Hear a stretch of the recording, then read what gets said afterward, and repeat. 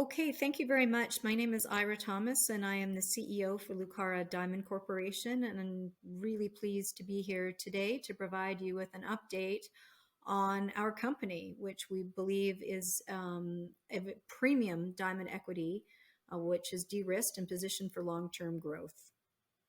I am going to be making some forward-looking statements, so I do encourage everyone in the audience to review our cautionary statement at their leisure, which is available on our website. I think the investment rationale for Lucara today is really threefold. First off, the diamond market itself has emerged into a period of strength. After many, many years of volatility, overall global diamond supply is on the decline, and our outlook for diamond prices remains very positive.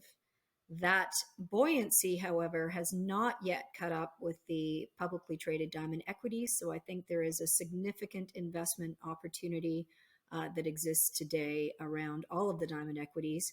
And of course, we believe that Lucara is one of the best ways to get exposure to the diamond business because we have a very solid asset that we've been operating for over 10 years, situated in Botswana, one of the world's most prolific regions for diamond production and what we refer to as the Switzerland of Africa.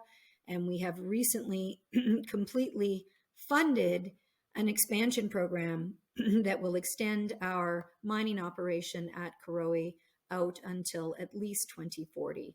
In addition, we have a secondary business within Lucara, which is not related to mining.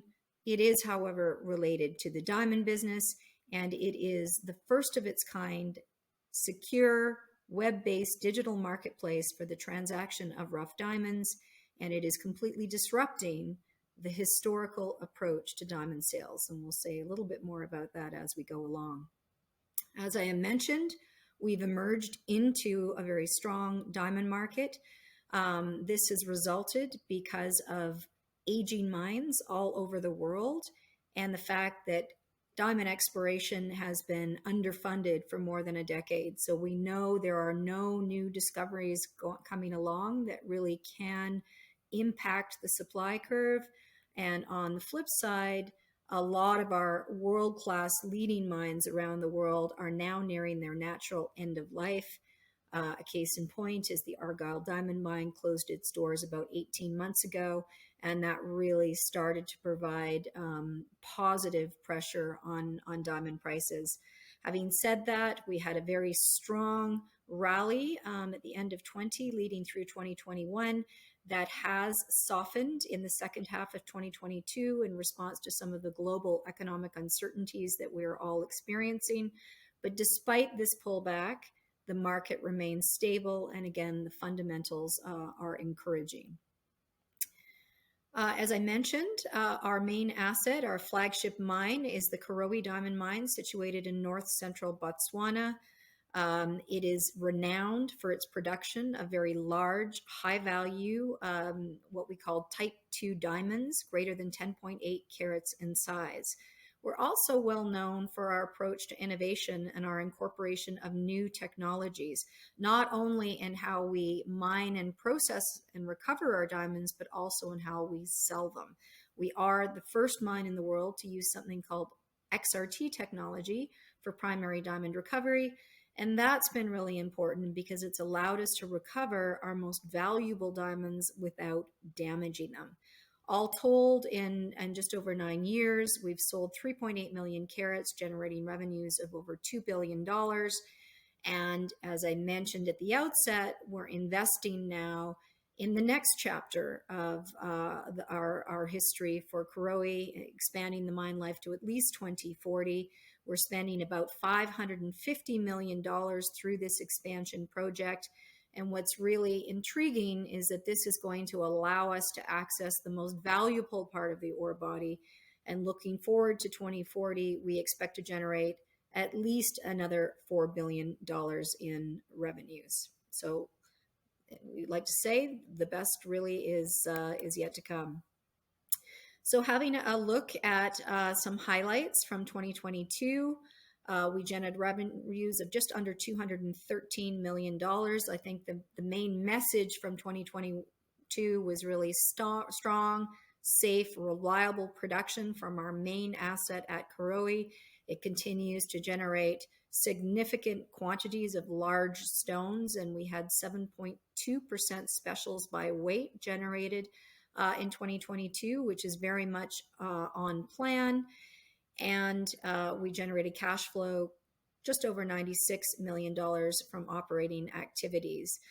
Importantly, as a lot of operations are feeling the pressure of inflation, we really managed to keep our operating costs in check in 2022.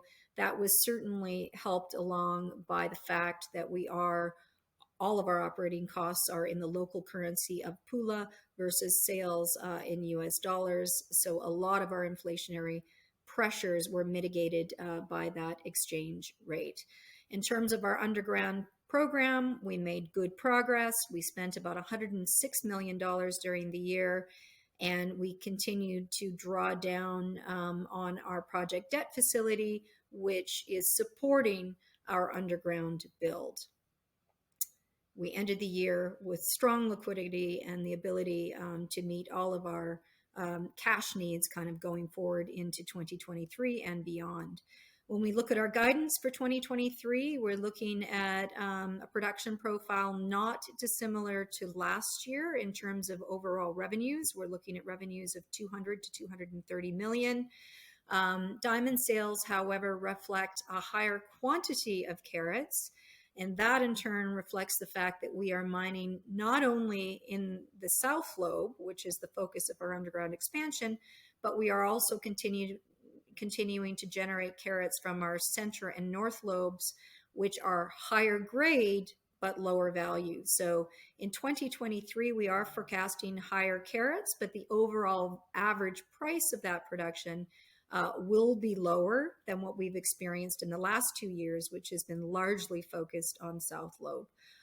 Ore times mined and processed are very much in line, and our operating cash costs do reflect the fact that we are mining deeper in the pit and as part of the overall long-term outlook on the mine plan.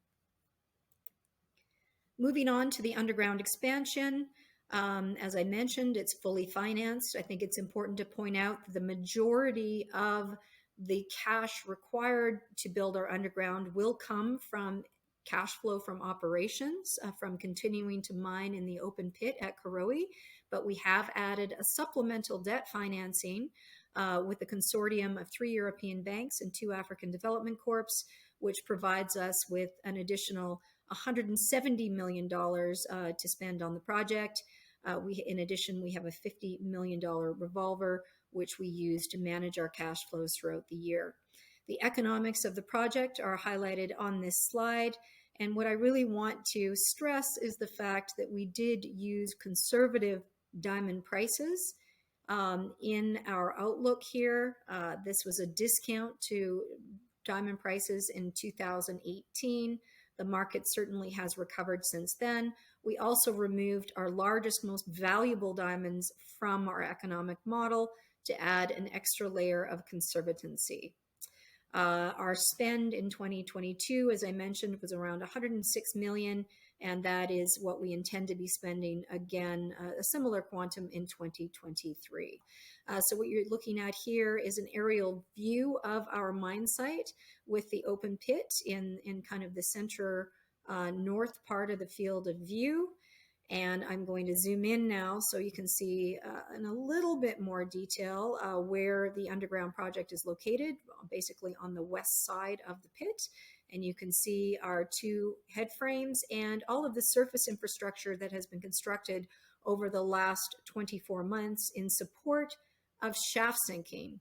Our project includes shaft sinking to about 800 meters below surface, which allows us to access the most valuable part of our South Lobe ore body. And here's a shot of the 2 head frames. The one on the right is our production shaft, and the one on the left is a ventilation shaft. And then some shots from inside both of those shafts, and we're sitting at about 180 meters in the vent shaft and a little over 144 meters in the production shaft at the present time. Now, looking in cross section, you can see our ore body, and really what we want to highlight here is the south lobe. The south lobe is the focus of the underground mine. It has two main geological units, the EMPKS, which is shown in blue, and the MPKS, which is shown in green. And what's important to highlight here is that the EMPKS is the rock type that has really generated all of our most significant high-value diamond finds. Karowe is the only mine in recorded history to have recovered 3 diamonds in excess of 1,000 carats in size, and they all came from that blue unit. That blue unit currently accounts for about 20% of our production in the open pit, but as we get underground, it will account for almost 80% of our underground mine life. And zooming in a little closer, we'll take a look at the mine plan itself. It's a very simple, straightforward underground plan. As I mentioned, sinking twin shafts to about 800 meters below surface. We will be using long hole shrinkage as our main underground mining methodology. We will be developing the mine on 3 levels. We will be drilling and blasting the entire column of ore, and then it really becomes a truck moving operation of bringing ore to the shafts and then delivering them to surface and into our mill, feeding the existing mill at the same production rate that we have essentially for the last 10 years. I mentioned that the project is fully financed with the majority of the cash coming from a cash flow from operations. We also have all of the necessary permits in place. And what we're highlighting there is just a few photographs of some of our most significant finds, which have not been, again, included in our economic model. The largest diamond to come out of Botswana, weighing in at 1,758 carats. The Sethunya, our most recent high-value exceptional stone at 549 carats. And the Lesedi Larona, which was our first diamond in excess of 1,000 carats, which was sold for $53 million.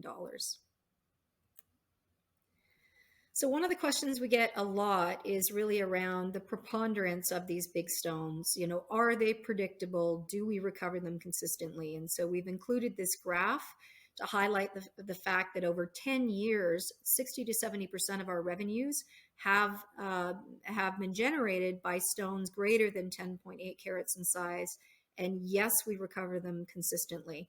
And the lower graph on the right shows you our cumulative recovery of stones over 10.8 carats month by month, year by year. And you can see that these diamonds have been recovered in a very predictable way.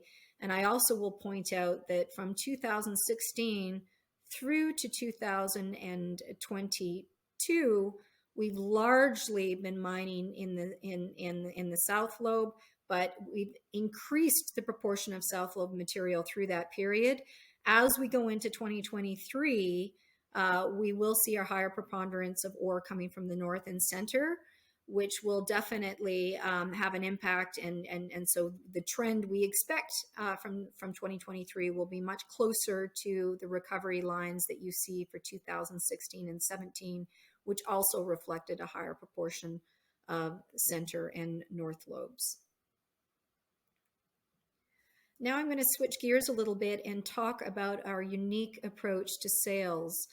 This is something that has evolved with Lucara. Initially, for the first, more than 8 years of our mine life, we were really focused on mining diamonds, cleaning diamonds, and selling them as rough through traditional tenders or auctions. And that was the end of the story for our sales strategy. In 2023, we are sitting in a place where we have evolved our approach quite dramatically. Today, it is a much more diversified approach where only roughly 26% of our revenues are coming from traditional rough tenders. And we've got well-developed sales channels through CLARA and our relationship with HB that are really focused on not only increasing our margin capture downstream, but also really optimizing or unlocking value through a slightly different approach to the sales strategy. And with CLARA, we are focused on our smaller diamond production between 1 and 15 carats in size in the better colors and qualities. Whereas in our polished stream, we are working with a single manufacturer in Antwerp to take all of our diamonds greater than 10.8 carats in size, turn them into polished, and then selling those directly through relationships with downstream retailers and integrated jewelry houses. And increasingly, that collaboration we feel is very important in order to build a long-term demand for diamonds and diamond jewelry. And we do have some very unique partnerships, including 2 collaborations with Louis Vuitton.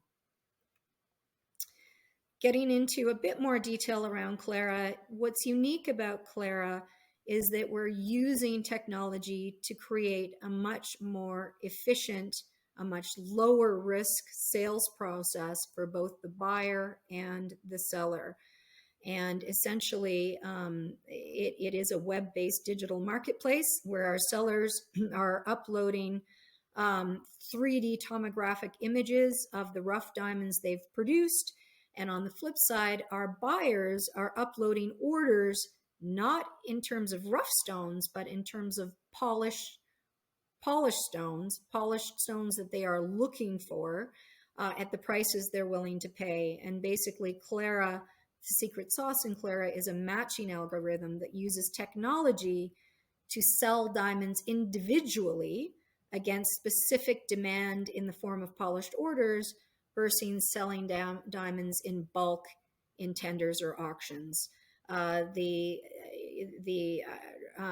CLARA really gained a lot of momentum during COVID when people were unable to get on planes to travel around the world to view diamonds before buying them.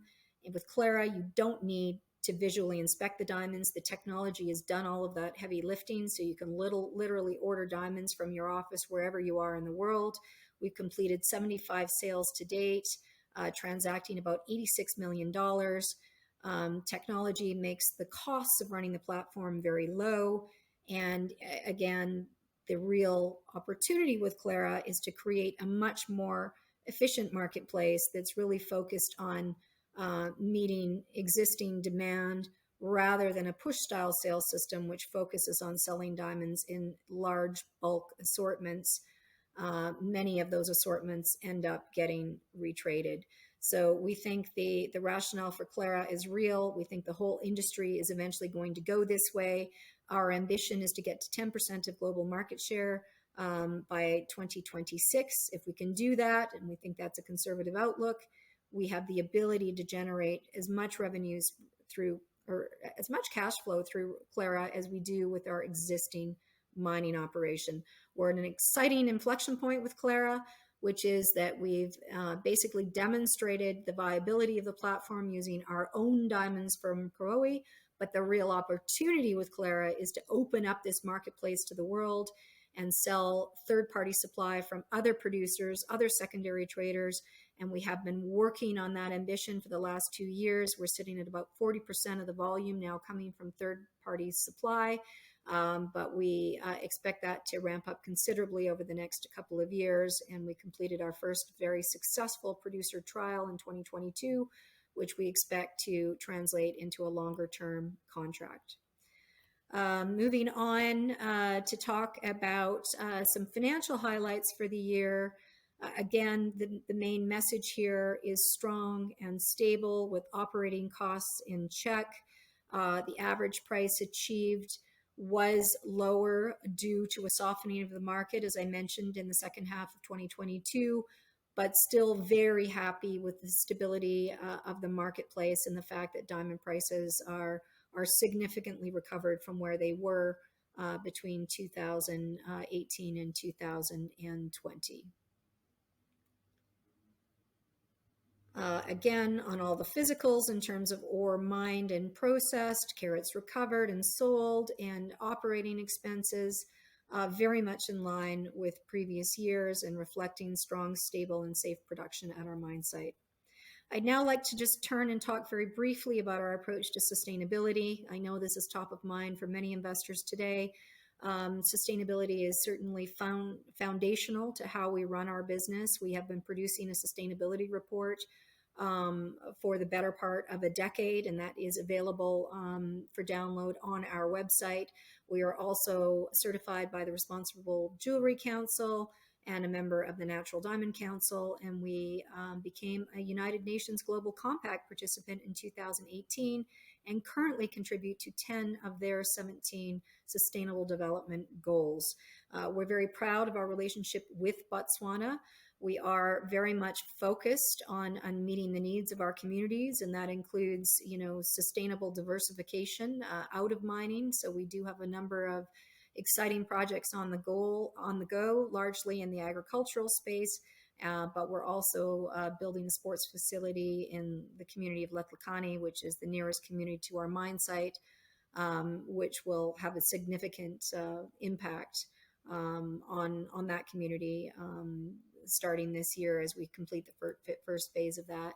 I think I'd like to conclude by just highlighting that investment rationale one more time. We believe diamonds is a great commodity to be invested in. We feel that diamonds and diamond prices are positioned to continue to perform well, largely owing to the undersupply in the marketplace and strong ongoing demand coming out of America and to a certain extent China, which is now going through a recovery post-COVID. We believe that Lucara is a safe bet. We have a strong asset in Botswana and a great outlook with mine life out to at least 2040. And then we also have the added business diversification opportunity with CLARA, which we don't believe is garnered any value in our share price today, but which we believe has the potential to add significant value in the future. And we're at an exciting inflection point with that business. So with that, I would say thank you very much, and happy to open up to questions.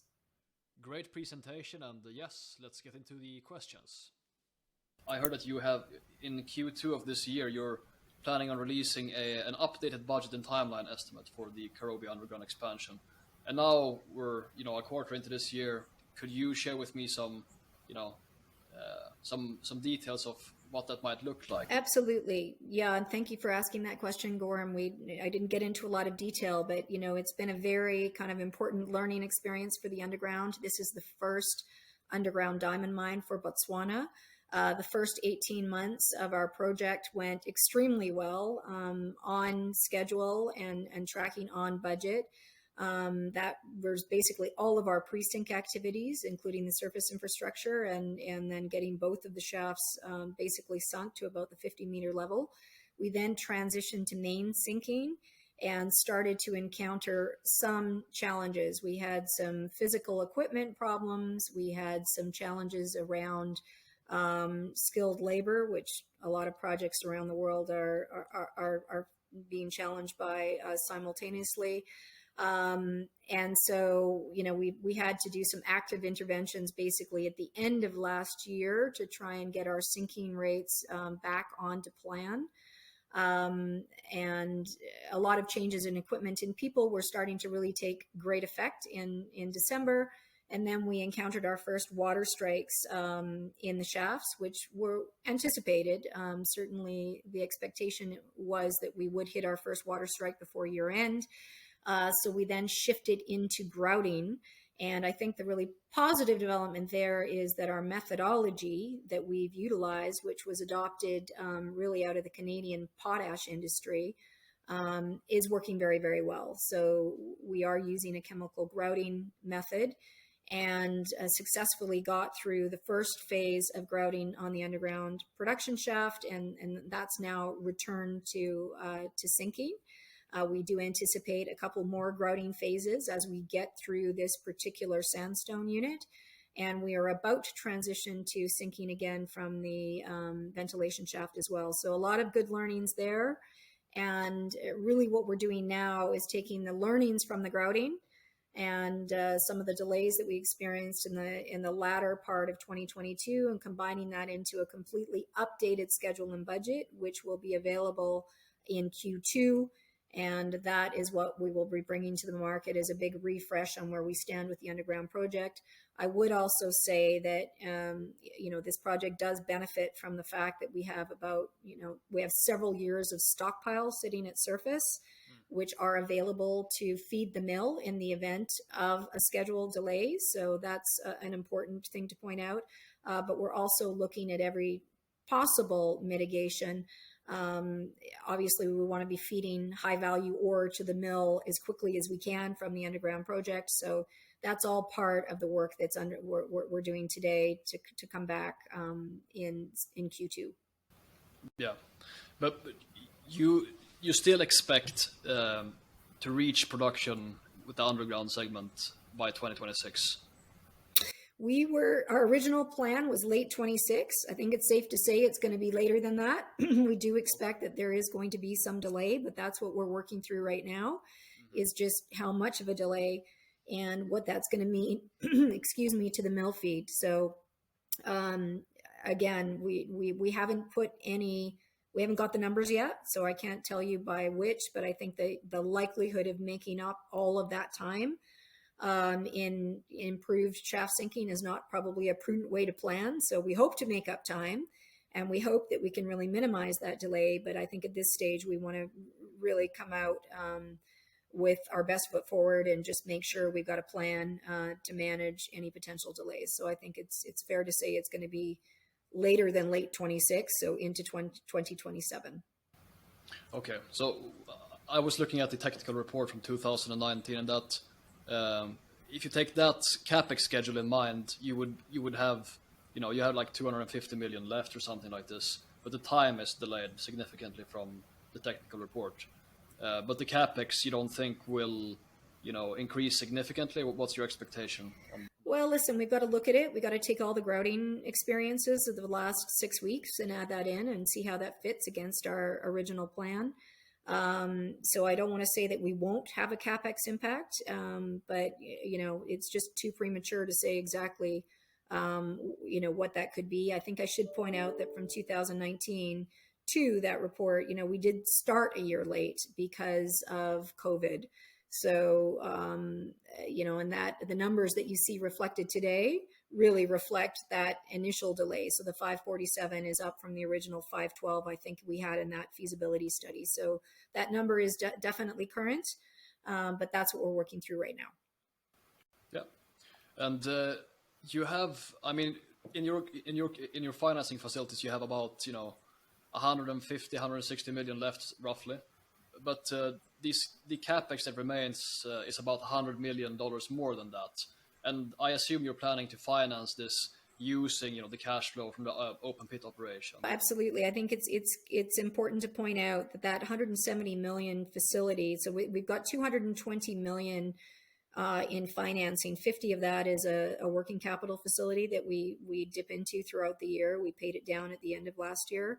And the 170 is really what's devoted to the project. So it really reflects kind of a combination of our cash flow projections against our cash flow or our cash requirements for the underground. And we are covered off for the full CAPEX at the present time when you consider those two elements together.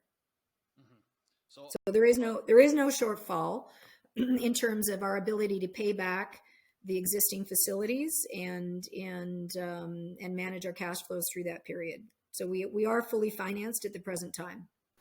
Yeah. I guess so, depending on some variables. But what I'm just a little bit concerned about, you have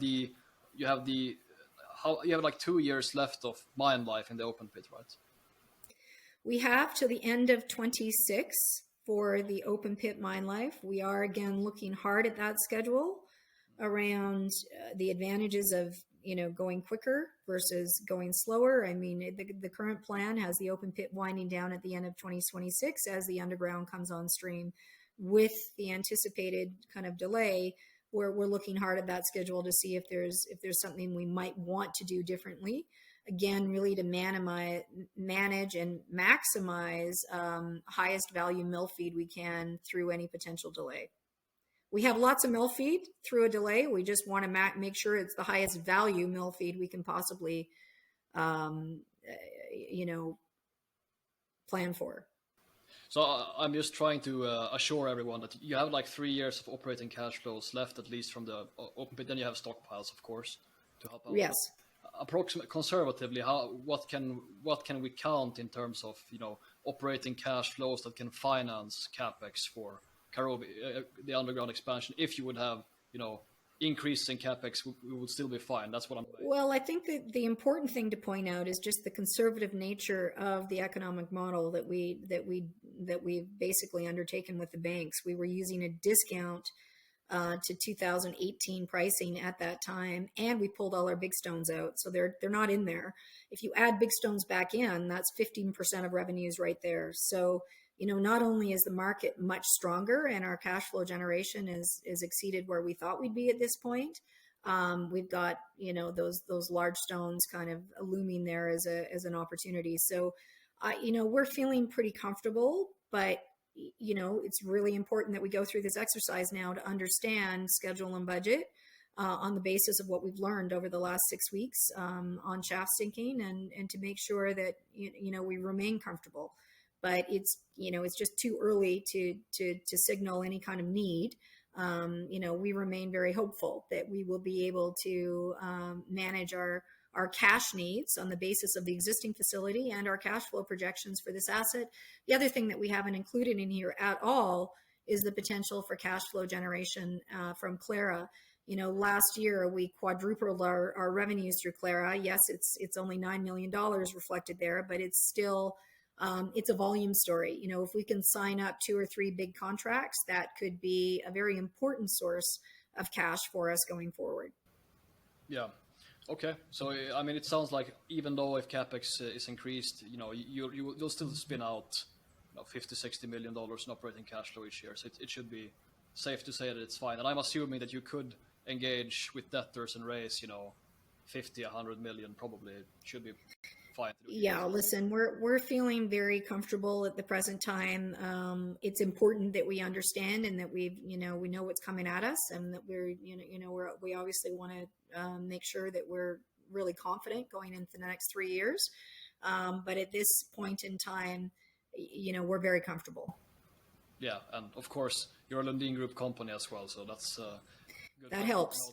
That helps. Yes, and the family has continued to invest and increase their interest, which is also really encouraging. They see a lot of value in this underground development, so I think that is a really important point. Yeah. So then the very interesting thing, which the greed inside me gets interested in this, of course, because you have improved baseline economics in the underground operations, but it seems to me, as you mentioned, you also have improved optionality as well, with an increase in large stones. That's what I would like to hear from you is like, can we try to put a number to this? Because currently you have like 7% of the weight of the carats is specials above 10.8% or carat stones. What could we expect? Do you think that will increase to 15, 10? Where would you place that? Yeah, listen, I think it's important to point out that 7% that we recovered from last year is a healthy number, reflecting largely South Lobe production and largely production from the MPKS. As the EMPKS increases, both in mining deeper in the open pit, but also then when we actually turn on the underground, 80% of the ore feed will be coming from the EMPKS. It's significantly higher grade at 18 to 21 carats per 100 tons versus the 12 or 13 we're currently experiencing. And the quantum or volume of specials is closer to 10%. So those two factors have an important impact. Having said that, we know those big stones are there. What is less certain is what the quality of those big stones is going to be, and as you'll appreciate, it can be variable. We've got diamonds like the Lucetti and the Constellation, which are D color, essentially close to flawless stones, and then we have other stones like the Sethunya, or sorry, not the Sethunya, but the Sewelô, which is large, but has, significant contribution coming from black diamond, which is not as valuable. So we, it's a tricky thing to quantify, but I think the safest way to quantify it is to really look back at our 10 years of production. And if you look at what we've done over the last 10 years, we have produced, 11 diamonds that have sold for greater than $10 million each. And those are truly exceptional diamonds. Those are the diamonds that we've pulled out of our model. And if you pull that out of the model, it's accounting for 12 to 15%. So I think you can safely say that going forward for the next, 10 years of mining, that would be a very safe bet. But again, given that the E has an even higher proportion of large stones, it could be more than that. So we do think that, that those numbers, the $4 billion of additional net revenues, are conservative. Yeah. And I assume that your strategy for, if you find new special stones, in the past you've done special dividends, if I recall correctly. Is that still probably what you will end up doing if you find, a very valuable stone? Yes, listen, I mean, we appreciate that our shareholders would love for us to get back to, paying a healthy dividend, and we certainly, want to do that too. So, I'd say that, obviously we need to get through the build and get generating cash flow from underground, but CLARA remains the big wild card there. It is not captured by our financing facility. So we do have the ability to distribute proceeds from CLARA. So that is something that as we ramp up on CLARA, we will be, deliberating at the board level as to the merits of being able to get back to paying a dividend sooner than later. All right. Okay. Well, now let's get to CLARA then, because this is very interesting, and I think this is what has been difficult to communicate, or difficult for people to understand as part of your business. And you covered a lot of great information in your presentation, but what I would like to understand a bit better is like who are the primary buyers of the diamonds on CLARA? Yeah, that's a great question. So the primary buyers really it's the midstream in short. So these are diamond manufacturers. But within the midstream, you have a big range. And so we have some of the largest integrated jewelry houses, for example. I'm not at liberty to tell you, who all is buying or selling on the platform, but a number of the large brands have their own diamond manufacturing. So they are participants on CLARA. And then we have, some of the larger houses coming out of India, larger manufacturers there. And then we also have smaller manufacturers that are really targeting production from certain mines. And the beauty of CLARA, I wasn't able to get into a lot of detail, but one of the really important aspects of this platform is that it basically uses blockchain technology to track a diamond right from its source right through to that final sale.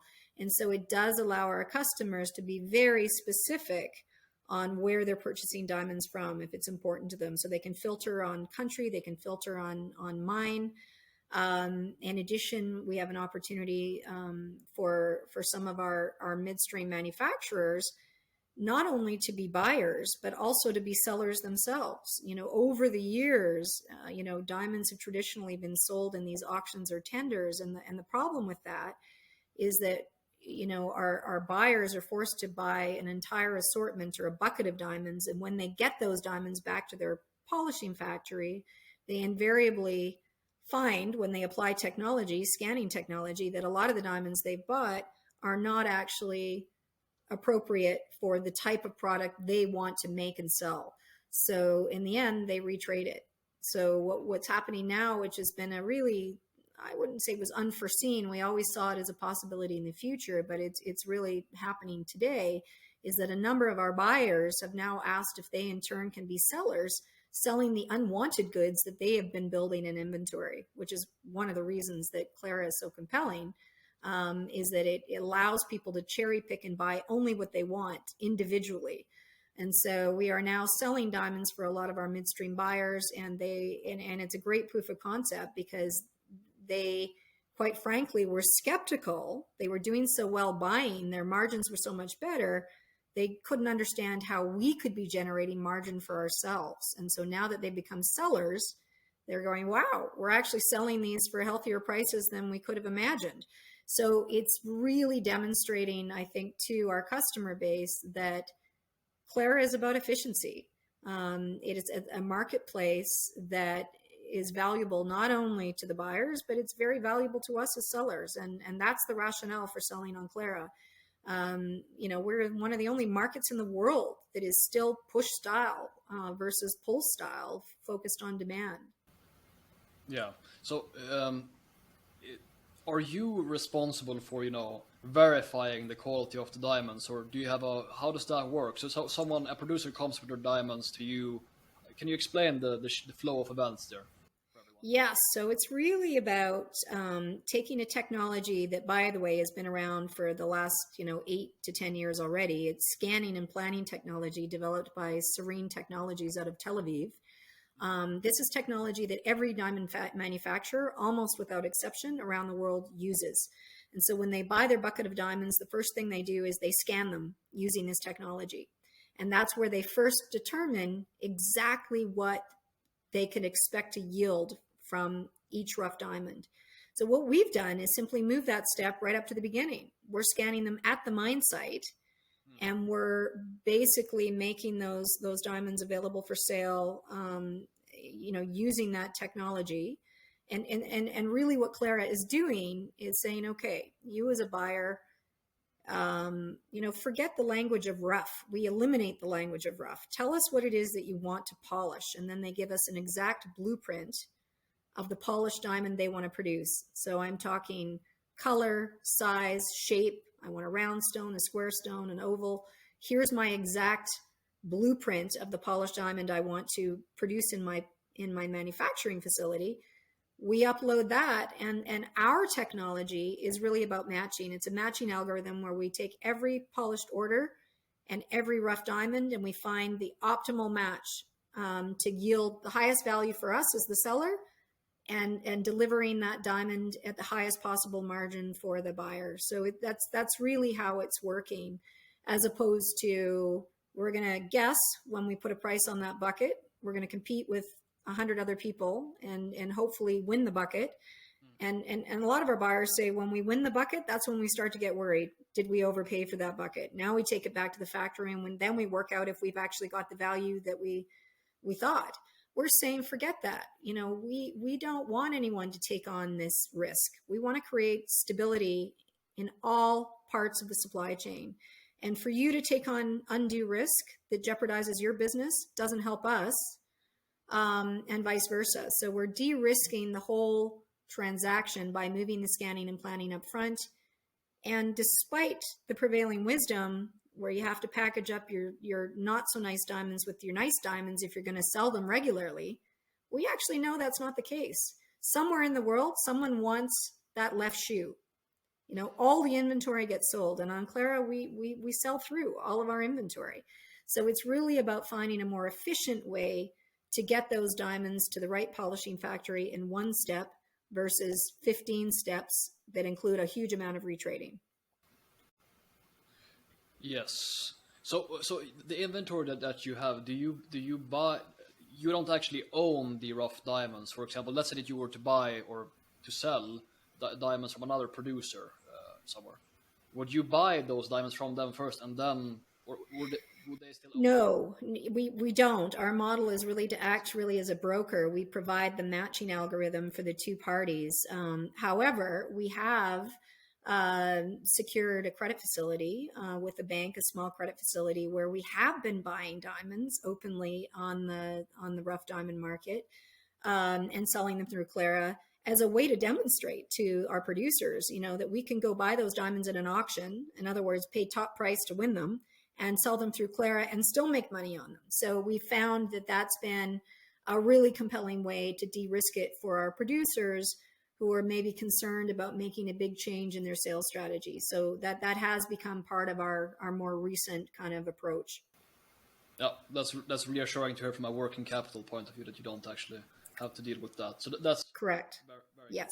So what I'm thinking about, do you envision, because currently it sounds like mainly you're engaging with resellers or people that actually polish, and they match with the end customers, the end Right. users of the diamonds. Do you envision actually, let's say that I would marry a girl in 5 years, and I would buy her a diamond ring, that I go to CLARA and find a diamond for her directly instead of turning to someone else? Yeah, that's another great question. Absolutely. Right now, it is much more B2B, but the long-term strategy for CLARA is to turn it into a B2C experience where you could sit right where you are, log on to the CLARA website, purchase a diamond from whichever mine in the world you're interested in. You could even pick your anniversary date and say, I want a diamond mined on that day. And then what would happen within our blockchain is our manufacturing partners, you'd get a little pop-up saying, Gorham, I see you just purchased a diamond from Lucara's Karowe mine. We're working with this young designer and we think this would be a great opportunity. And we'd love to work with you on producing this polished diamond and this piece of jewelry. And then 6 weeks later, you get a little box delivered to your desk, ready to gift. So that's the concept for sure. Acquiring, clients that sell on the platform and acquiring buyers. I assume that there's more work to acquire people that sell, but could you explain both processes for you guys? Because that's the big challenge. I think when we started this up, one of the first challenges in getting more producers on was that we went from a very tough price environment into COVID, and a lot of our peer group were really struggling with balance sheets that were over leveraged. So they had very little freedom to think about an alternative sales strategy. And quite frankly, a lot of those boards weren't willing to take what they perceived as a risk on trying something new. As we came through COVID into a very strong year in 2021, we've seen a complete turn and a re-engagement. So that's the positive thing. But I think it really is about, there's very few producers, and getting them to think non-traditionally about the opportunity with CLARA, I think has been our biggest challenge.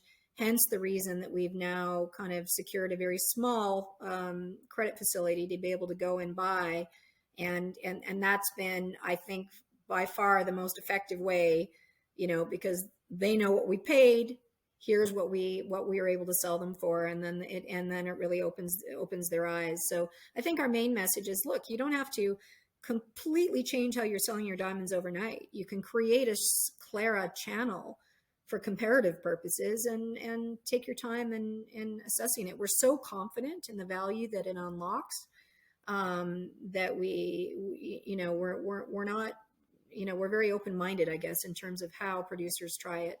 But I think the time is now. 2022 was our first successful producer trial. We are fully engaged on trying to turn that into a long-term contract now. And I think once we do that, I really believe that we're going to get some good momentum coming. And, there's lots of interest. We're continuing to engage with a broad group. And so we're quite excited. Okay. So the market size for this, 1 to 15 carat segment, quite high quality. Now excluding Russian diamonds completely, how large is it approximately? What do you guys see? You said 10% market share. What's the size? Well, right now global rough diamond sales sit somewhere between 17 and $20 billion. So we're really looking at trying to get into that, 10%, 1.7, 1.8 billion. We think that's very modest. Yes, De Beers and Alrosa are a big chunk of that, but 40%, 35 to 40% of the world's production right now is independent of that. So we believe getting to 10% is a reasonable ambition. We're hopeful that we can actually do much better than that. We believe even De Beers is gonna have to get on this plan, and quite frankly, this is something that we've patented all over the world. We've got Serene tied up for 10 years in terms of their technology, which is again in widespread use in the industry. So we think Lucara is really kind of well positioned. Okay, so I was going to ask that kind of prevents, from your point of view, these big guys competing with you in this segment. Yeah. So we're talking about you said okay, so 35 to 40% is not tied up. You're talking about 10% total. So we're talking about the size of the prize with the current ambitions is like $2 billion sales volume, right? And what would that translate into in terms of, revenue, which is almost, cash flows for you guys in this It's case? pretty much cash flow, and honestly, if we get to that, it'll be very comparable to what we're generating in our mine, and that's kind of why we use that number as a comparison. I mean, CLARA will make money with a very modest volume, so it's already pretty much, we're pretty much break even right now because it's very low cost to run. So it's all just upside from here, quite frankly, and that's what we're so excited about. It's technology that we've invested in, but it's very scalable. We continue to bring our costs down on the computing side, so it's really about how much volume we can get on there to really ramp it up, to its maximum potential. Yeah. So the take rate currently on the sales volume, is it 2%? Where's that currently? Yes. Okay. So essentially, right now, it's a portion of the unlocked value. We estimate that CLARA, if you transact on CLARA within the whole supply chain, we're unlocking 18 to 23% of value. Some goes to the producer, some goes to the seller, and our business model on CLARA is quite flexible. That model that you saw there at 10% and similar cash flow to the mine contemplates a 5% take. But again, entirely flexible on that. It really depends on volume. Okay. Yeah. All right. That's very intriguing. So I would like to proceed to ask, you have these previous goals. You have a very aggressive growth goal for this year. I think it's quoted at $600 million. What are you seeing so far this year? Because, every month counts to reach something like that. What do you think is realistic to expect? Because I would be amazed if you were able to do it.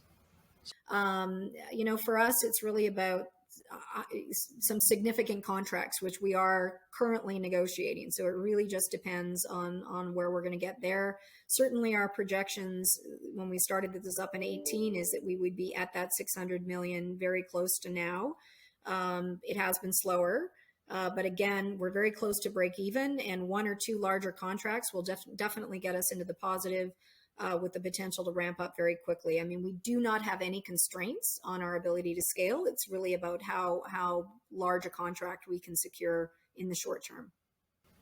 So if you would just give me a ballpark, I understand there's a lot of uncertainty, but what can we kind of expect? You 4x'd your sales volume last year. This year, Yep. Do you expect something similar? What do you think is realistic? Yeah, I think we're certainly hopeful, but it is dependent on getting those longer term contracts secured. We're again cash flow neutral at this point, so we certainly expect to get positive this year. And how far into that ramp up plan is really going to depend on the critical contracts we're in the process of discussing at the moment. But we'll keep you posted certainly as we get into Q1 and Q2 of this year. I've heard you mention before, actually, when I met you in Stockholm when you were here just a few months back, that you are the end game. I mean, obviously, it's the cash flows from CLARA is a lot less risky, which means that they would trade at a premium to your mining operation. So it makes sense to spin out these cash flows eventually. Yes. At what kind of sales, volume figures would you execute on this? What do you envision? I think for us, it's really about whether or not we're going to see any value recognition for CLARA in our current share price. And I think our view is that that's unlikely. What we're finding as we talk to investors is that there are really two camps. There's the technology investors and the mining investors, and the two worlds don't marry very well. We remain open-minded to that, and we're hopeful that we'll get some value recognition. But again, if we don't, then we would look to spin CLARA out because we think it would have more credibility. It would be easier to onboard other producers if it was run independently.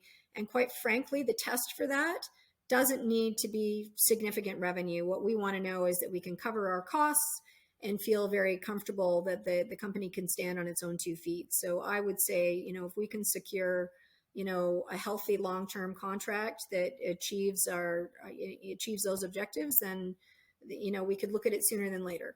Okay, and then finally the big question: where do you envision Lucara being in 5 years from now? I feel really kind of excited about where we're going. I think that we have built kind of a solid reputation in Botswana. We have a high margin asset.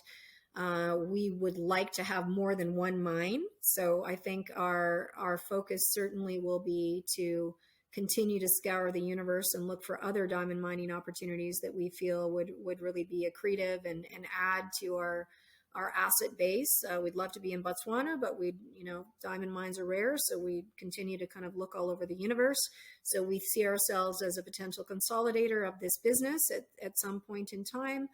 And then really, it's going to be about our approach to sales. We really feel quite excited about the value upside that can come from selling through platforms like CLARA and selling through HB, which, we didn't talk a lot about that, but, having all of our big diamonds go through a single manufacturing channel has been a really big advantage in allowing us to establish some very strong relationships out there in the brand universe.